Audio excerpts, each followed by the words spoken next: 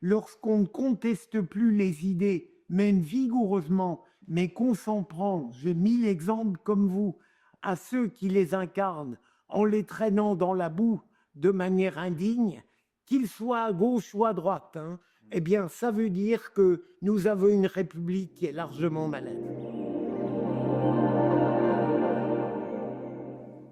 Bonjour Philippe Bilger, merci d'avoir accepté notre invitation. Vous avez été au service de la justice républicaine durant 40 années en tant que juge d'instruction, puis avocat général. Aujourd'hui, vous participez à de nombreuses émissions dont Philippe Bilger vous soumet la question.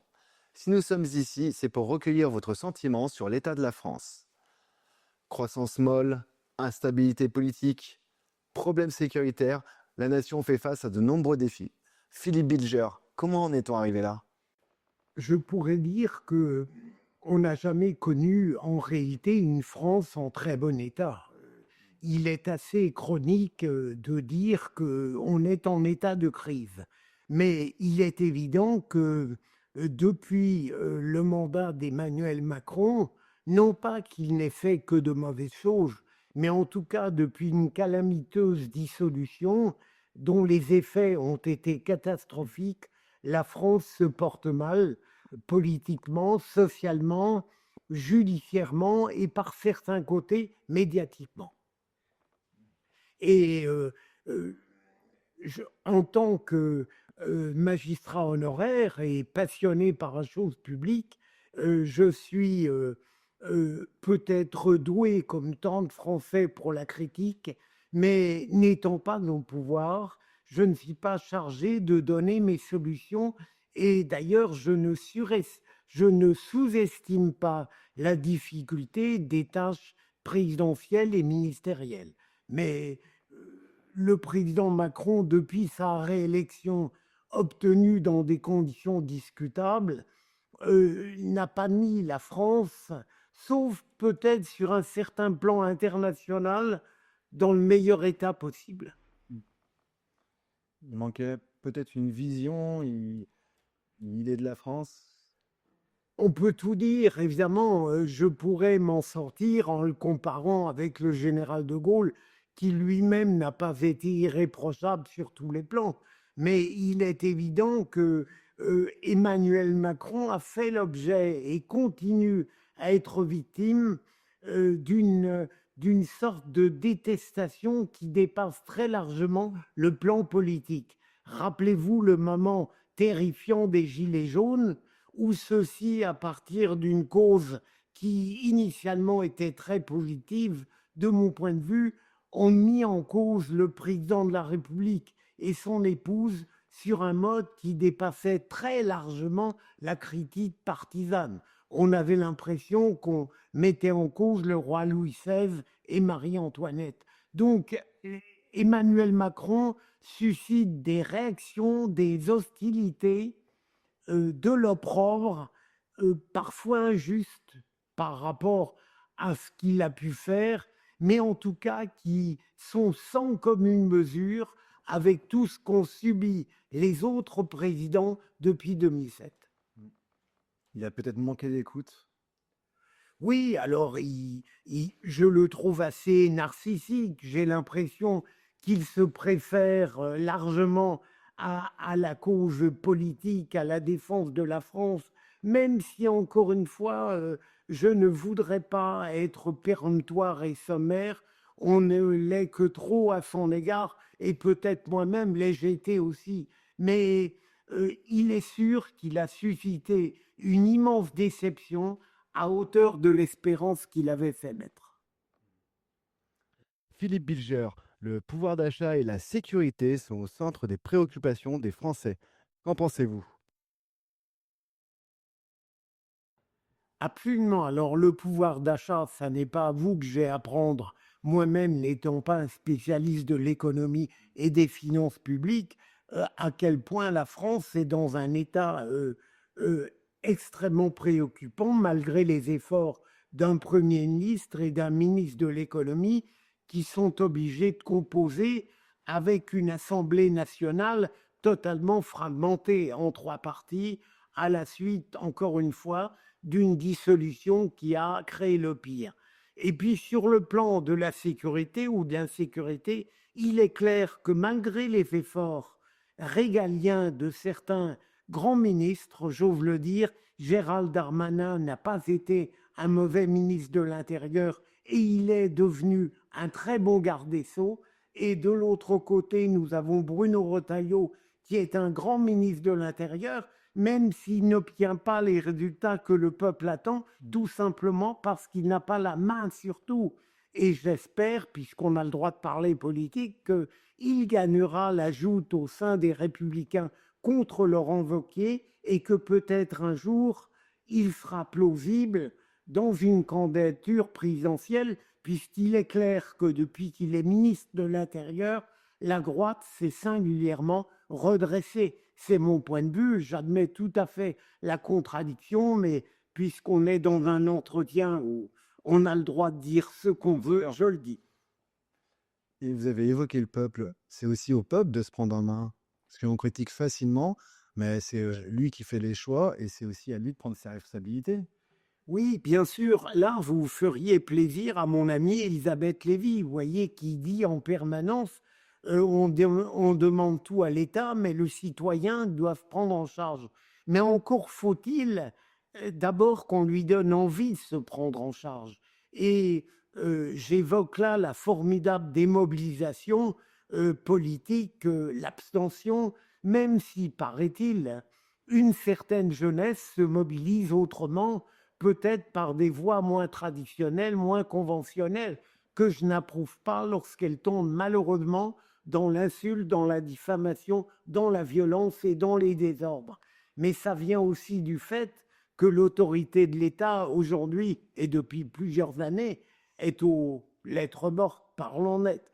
L'État ne fait plus peur, l'État n'est plus respecté, et donc naturellement, à côté de la France démocratique, dans son sens traditionnel, on a une France de rupture, d'éruption, qui n'accepte plus rien, qui a remplacé les mots par la violence parfois, ou la République ordinaire par une sorte de permanent discours de rupture vindicatif et non pas de haine et de détestation des idées, mais de manière perverse plutôt de détestation de ceux qui les incarnent. Et ça, c'est le signe d'une démocratie qui va mal. Lorsqu'on ne conteste plus les idées, même vigoureusement, mais qu'on s'en prend, j'ai mis l'exemple comme vous, à ceux qui les incarnent en les traînant dans la boue de manière indigne, qu'ils soient à gauche ou à droite, eh bien, ça veut dire que nous avons une République qui est largement malheur. Il serait temps de revenir à une culture du compromis, de la discussion. Oui, alors à condition que le compromis ne soit pas la mollesse. Vous avez raison, la France, lorsqu'on lui parle de compromis, est peut-être moi le premier qui aime la pensée vigoureuse, presque extrême, à partir du moment où elle est développée avec la courtoisie et la politesse du fond. Je n'ai jamais de ma vie haï mon contradicteur. Je suis même curieux de l'entendre. Et puis, si je le contredis, je veux le faire de telle manière que je montre bien que c'est son idée, sa conviction que je récuse, pas du tout lui-même. J'ai l'impression qu'on est passé en France d'une guerre civile, d'un débat démocratique, il y a combien de temps maintenant, à une guerre civile, intellectuelle et politique, et presque humaine, et ça, je trouve que c'est lamentable.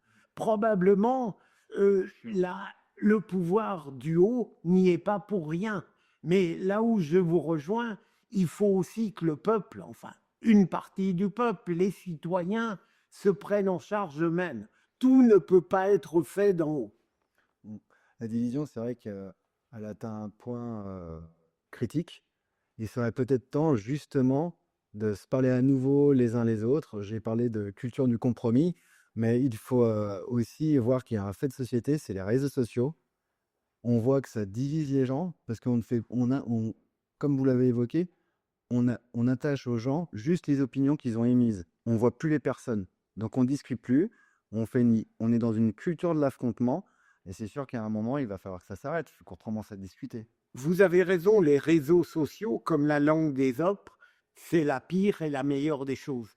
Parce que on peut admettre qu'ils ont créé une avancée considérable sur le plan intellectuel lorsqu'ils font traiter avec modération, avec finesse, avec respect de l'autre. Mais en même temps, il est clair que les réseaux sociaux, vous l'avez évoqué, sont une catastrophe à partir du moment où ils deviennent le seul vecteur d'information. Combien de fois je suis combien de fois je suis traîné dans la boue sur X, tout simplement parce que les êtres qui sont sur mon compte croient que je ne suis que le tweet que j'ai écrit, alors que les gens ont un passé, ont écrit, ont parlé, vont dans les médias. On n'est pas résumé au tweet qui euh, euh, exprime une part infime de la pensée. Et d'ailleurs, qu'en ce qui me concerne, j'ai toujours veillé à rédiger de telle manière que je n'ai jamais eu à le rétracter. Je ne suis pas de ces politiques qui aujourd'hui font un tweet, qui le regrettent parce qu'il y a une polémique et qui l'en mal font disparaître. Non, c'est aussi ça le problème. Les réseaux sociaux ne sont pas une invitation à dire n'importe quoi qu'on a le droit de contredire demain. Ça veut dire que si on est obligé de le faire, ça veut dire qu'on ne réfléchit pas à ce qu'on dit. Et on a le droit d'être vif, péremptoire, critique, même parfois un peu extrême, mais on ne doit jamais, sauf à prouver alors qu'on dit n'importe quoi, regretter le lendemain le tweet qu'on a fait la veille. Il faut savoir rester respectueux. Et Oui, et puis on sait, on répond, et puis ceux qui se servent des réseaux sociaux, je pense à TikTok ou à X, uniquement pour insulter, combien il y en a? On dirait qu'ils peuvent libérer un sadisme sur X. Ils ne répondent même pas à l'opinion qu'on a exprimée. Leur plaisir, c'est de démolir l'être qui l'a fait. Alors évidemment, là, il faut bloquer, faire disparaître. Et ça n'est pas là porter atteinte à la liberté d'expression, c'est au contraire éradiquer une ignominie personnelle. mm, il y a aussi quelque chose qui a changé fondamentalement ces dernières années. Avant, les politiques avaient un tronc commun, que ce soit de droite ou de gauche, ils arrivaient à discuter. Et là, on a l'impression qu'on n'a plus de choses en commun comme la nation, on la voit tous de manière différente, mais qu'on n'arrive pas à les conjuguer ensemble. Encore qu'on ait des conceptions différentes de la nation de la France, combien de fois, lorsqu'on demande à des chroniqueurs dont j'étais de définir leur notion de la France, ils n'ont pas la même. Et ça n'est pas scandaleux. On peut toujours se réfugier derrière Renan, bien sûr. Mais non, ce qui, d'abord, c'est le fait qu'en effet, comme on l'indiquait, d'abord, il y a, parlons net, je n'ai aucun scrupule à me camper en réactionnaire, puisque j'estime l'être, à condition que vous acceptiez ma double définition, qui est à la fois que j'aime réagir, je n'ai pas la qualité ou le défaut d'indifférence. Quand quelque chose me déplaît d'infime ou de gravissime, je réagis. Et deuxième élément, réactionnaire, pour moi, ça n'est pas comme le conservateur une validation de l'existant. Euh, le réactionnaire que je me plais à dire que je suis, c'est l'homme qui est persuadé que si nous avions un pouvoir avec du courage politique de droite ou de gauche, il pourrait faire revenir dans notre présent des comportements individuels ou collectifs qui redonneraient la France. Par exemple, sur l'autorité à l'école, sur l'équité de la justice. Eh bien, c'est ça être réactionnaire. Et donc, vous voyez, sur ce plan-là, je suis très à l'aise. Mais ce qui a profondément délité le débat public, c'est d'abord le fait que, malheureusement, nous n'avons plus la richesse de la formidable culture générale qui existait chez nos devanciers. Qu'on soit de gauche ou de droite, par exemple, un Jaurès était admiré au-delà même des oppositions politiques qu'il suscitait, on peut même le dire à l'époque des ministres de Gaulle. Il y avait une culture générale qui permettait une estime pour les ministres, quelles que soient leurs convictions politiques, et bien sûr une vie parlementaire d'un tout autre niveau que le scandale permanent de notre Assemblée nationale.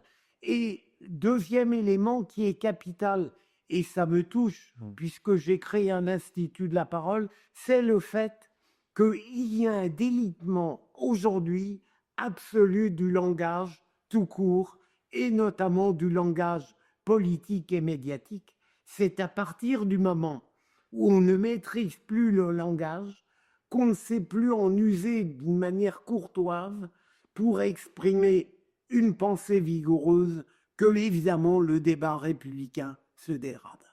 Et c'est là qu'on voit l'importance de l'éducation. L'éducation, bien sûr, la culture générale et surtout la volonté de donner de soi le meilleur.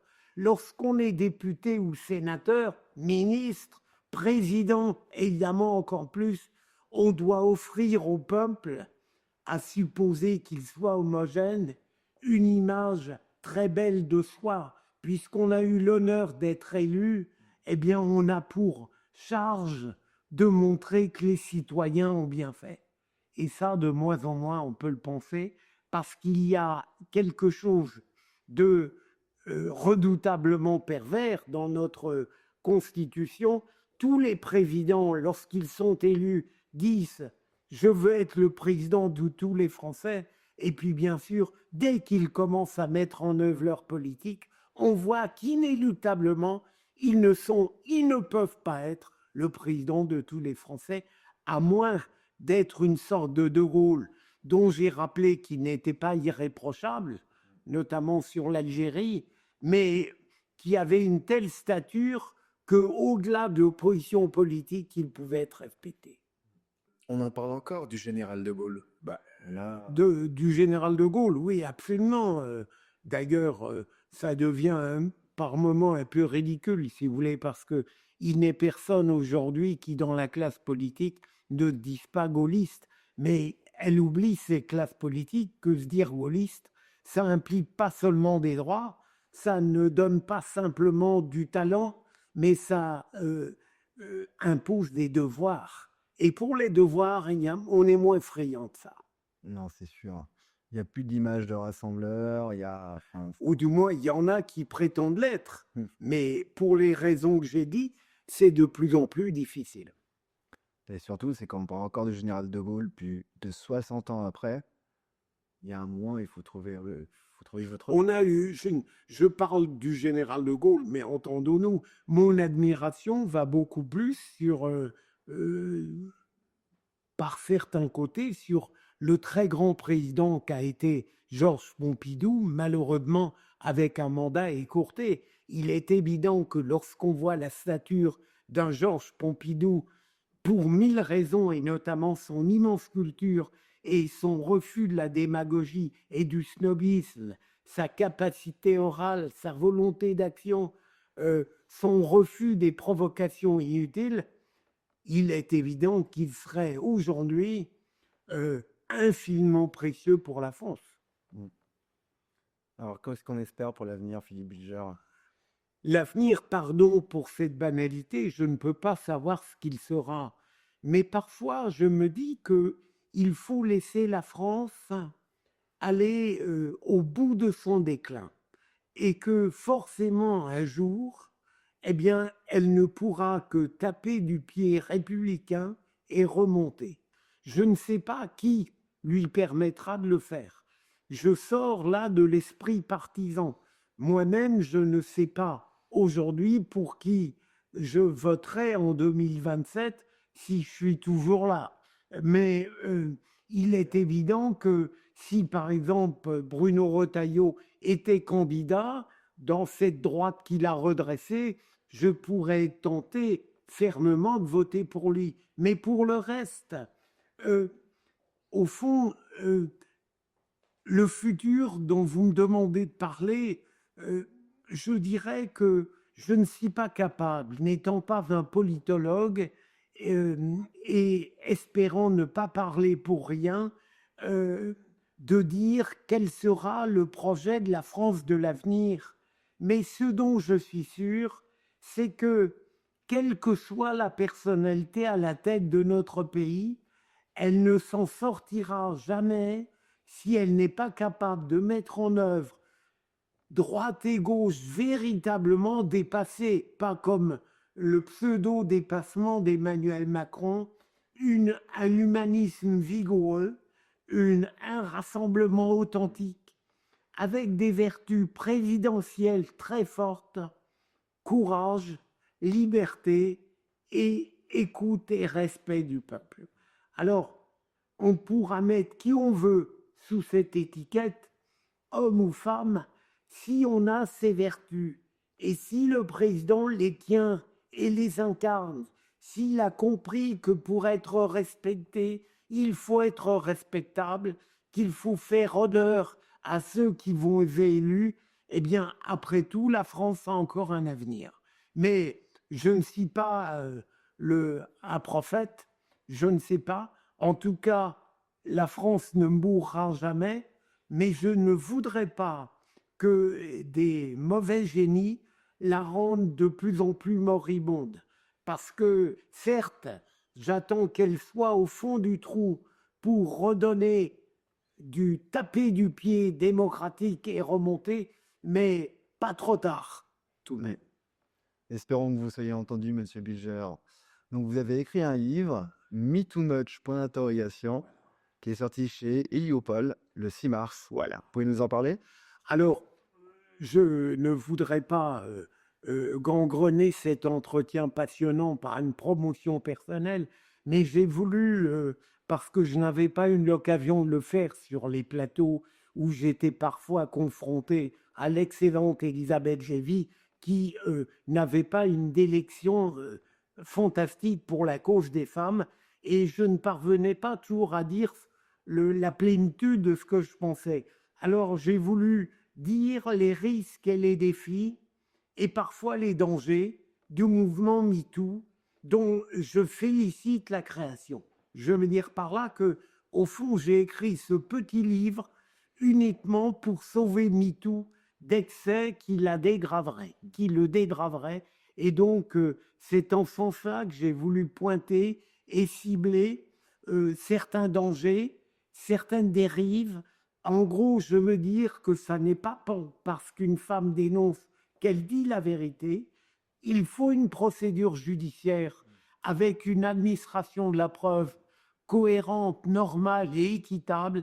Et sur les réseaux sociaux, il ne faut pas croire que la simple dénonciation vaut condamnation. Sinon, on est dans un monde où en réalité, on aura une multitude de présumés coupables, alors que en réalité, on n'aura rien démontré du tout. Une sorte de chasse aux sorcières.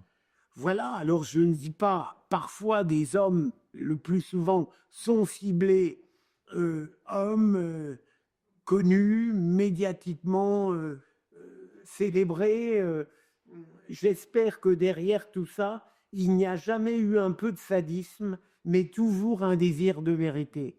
En tout cas, ce petit livre, je l'ai écrit pour sauver MeToo de ces dérives possibles. Eh bien, merci Philippe Bilger, merci du temps que vous nous avez accordé. Ça a été, merci pour vos très bonnes questions. Merci bien. Très bien.